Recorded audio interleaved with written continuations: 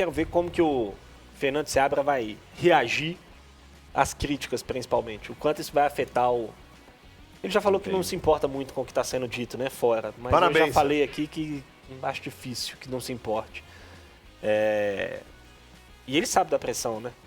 Ele sabe que essa diretoria que chegou agora não é a diretoria que contratou ele, que o clube está elevando o patamar de investimento e que pode querer um treinador de mais renome. Ele sabe que está, de certa forma, na berlinda, por mais injusto que eu ache isso, ele sabe que está meio na berlinda. Então, eu estou muito curioso para ver como que ele vai reagir.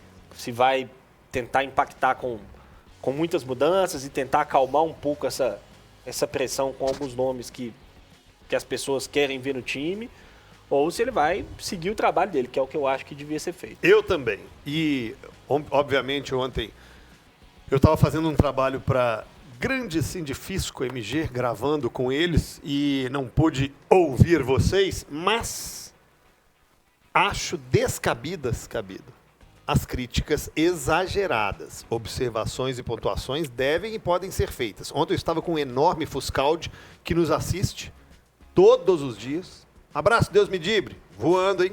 Tá voando aí o Deus me dibre. E eles são espertos. É na gaveta, na gaveta. Ah, eles são espertos. Mas parabéns. Muito bom o Bora pra Resenha, enfim. Aí o Fuscaldi falou assim, CJ... Gente boa. É o primeiro jogo ruim mesmo do Seabra. Ele falando comigo assim, pra você se analisar, até algumas derrotas, como o Flamengo, por exemplo, o Cruzeiro jogou bem.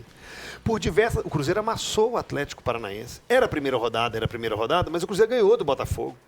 O Cruzeiro fez ótimas partidas em vitórias e derrotas, ou empates. O Cruzeiro empatou com o Vasco, empatou com Fortaleza fora. Contra o Criciúma, sim, realmente, alguns erros do Seabra e alguns erros da equipe que merecem ser pontuadas. Mas existe o Amarolinha querendo virar tsunami aí. Estou falando porque eu não falei ontem.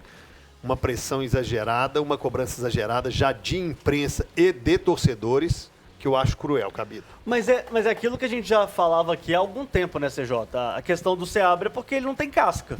Beleza, amigo. não Então tem deixa casca. os graúdos estrearem para você fazer isso agora. Não, tudo bem, porque é uma CJ, pressão mas- preventiva. mas, Já viu CJ, isso? Você faz antes, não existe CJ, isso, cara. Sim, mas a questão se fosse qualquer outro técnico trabalhando nesse momento, entregando o que o Seabra está entregando, eu acredito seriamente que o time que as críticas em relação a ele, a esse técnico, a essa pessoa, seriam menores. A questão é que existe sim uma desconfiança do poder e da qualidade do trabalho do Seabra. Eu sei, por mas causa dele, se eu por causa da desconfio- casca que ele não tem, CJ. Se eu desconfio, na Bíblia aí, ó, o cristão sabe, não julgue para não ser julgado. Se eu desconfio, eu dou a oportunidade para ele me provar ou que eu tô certo ou que eu tô Mas errado. é futebol, CJ. Pois é, então, futebol, mas a gente tem um microfone futebol. aqui para poder fazer isso Futebol. também. E aí tem para mim um grande problema é que esse time não performa fora de casa. Teve 2 bons jogos que foram contra São Paulo e Flamengo. contra o Flamengo. Inclusive nesses 2 jogos eu acho que o Cruzeiro jogou até mais Sim. do que quando ganhou, que foi contra o Atlético Goianiense, mas que jogam contra ele, né? O Cruzeiro ganha dentro de casa, joga muito bem dentro de casa, fez a melhor partida para mim na temporada contra o Atlético Paranaense no último jogo em casa, mas é um time que fora de casa ainda não está performando. E algumas escolhas, de fato, irritam o torcedor. Mas você acha que não tá performando? É Eu tô isso que pegando eu ia aqui os falar. resultados É fora isso. aqui, ó. Porra, empatar Fora com de Fortaleza não é Flamengo bom? jogou bem. Você quer que eu te mostre a perdeu. tabela fora de casa? Não. Não, mas aí você tá olhando só o resultado. É só o resultado. Gente, Você falou de performar. Mas performar, gente, você tem que trazer o resultado também em alguns momentos. É só tomar pra dentro, não. Claro, mas... E você vai pegar esse canivete e botar no pescoço do treinador porque ele perdeu para um Flamengo jogando por minutos melhor do que o Flamengo? Não, jogou bem contra o Fortaleza, Os jogou 2 bem jogos contra o ruins Flamengo. foi Bahia e Criciúma. Gente, o Fuscaldi estava certo. O E é uma ruim foi oscilação contra o normal ao Criciúma. longo do campeonato. Na Bahia E com também. esse Bahia time, teve dificuldade. A expulsão, 4-1, a expulsão. Exato. Até a expulsão não tinha. Não É. tava tão diferente, tem razão.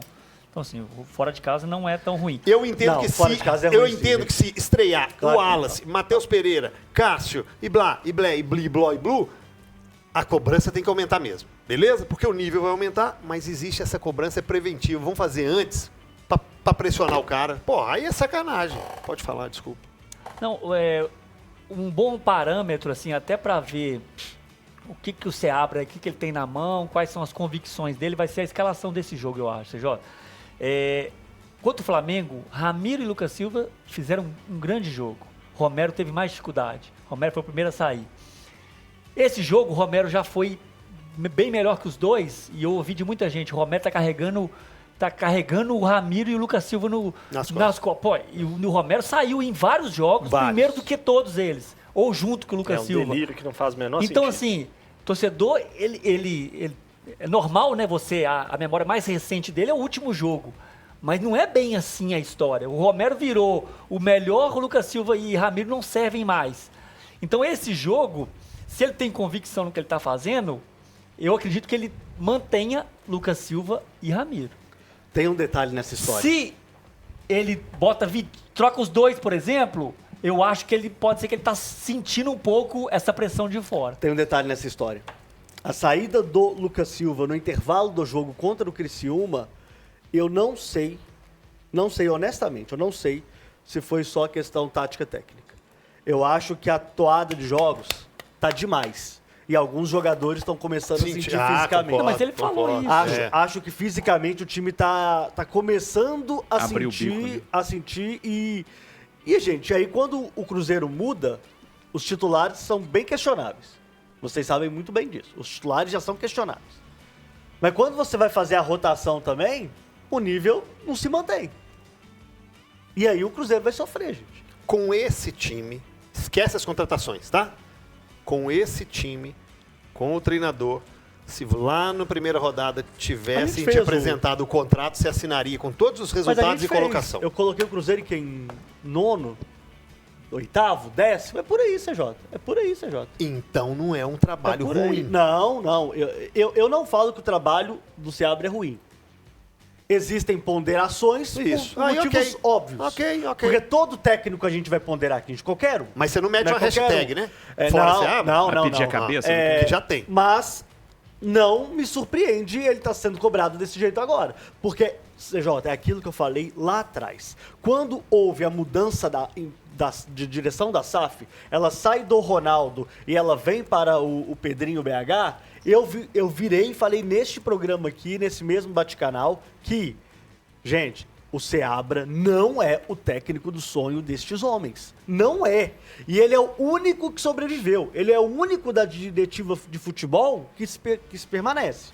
Então, era claro que vendo os investimentos pesados, grandes, que o Cruzeiro está fazendo, era óbvio que a torcida do Cruzeiro acreditava que em algum momento viesse o nome de um peso muito maior para ser o técnico do Cruzeiro.